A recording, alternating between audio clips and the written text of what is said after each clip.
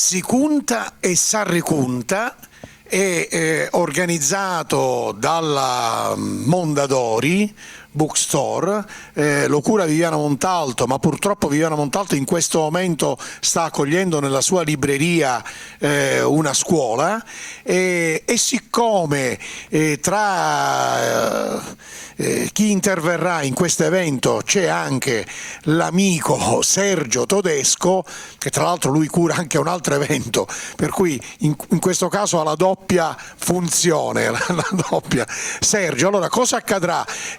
Chiedo a te di fare appello a tutta la tua capacità di sintesi. Sono stato coinvolto. 29 novembre ore 18 alla Mondadori Bookstore. Sono stato coinvolto da Viviana nella presentazione di questo volume perché a suo tempo, nel 2016, scrissi proprio la presentazione del libro.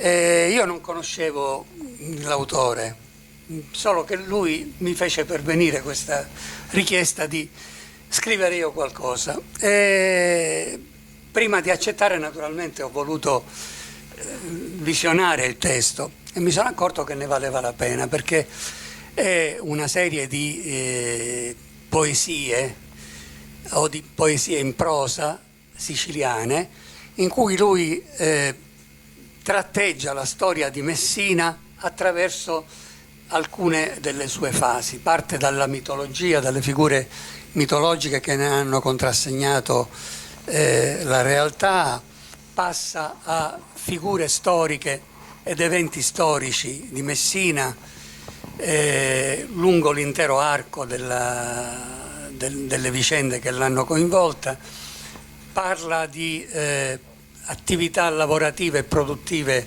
tradizionali, parla di eventi come quello disastroso del terremoto.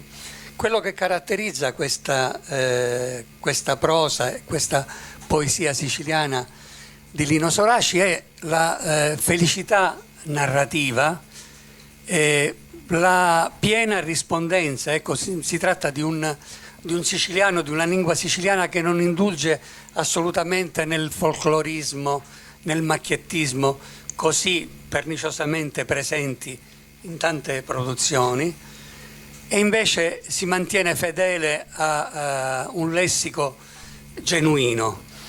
E il libro si caratterizza anche per la numerosa presenza, un sostanzioso apparato di note che fanno capire come l'autore abbia realmente approfondito, anche da un punto di vista storico, tutto quello che lui ci descrive. Quindi è un appuntamento da non perdere, parere, anche questo è un appuntamento da non perdere. Libri divulgativi sulla storia di Messina scritti in siciliano. Benissimo, grazie Sergio. E allora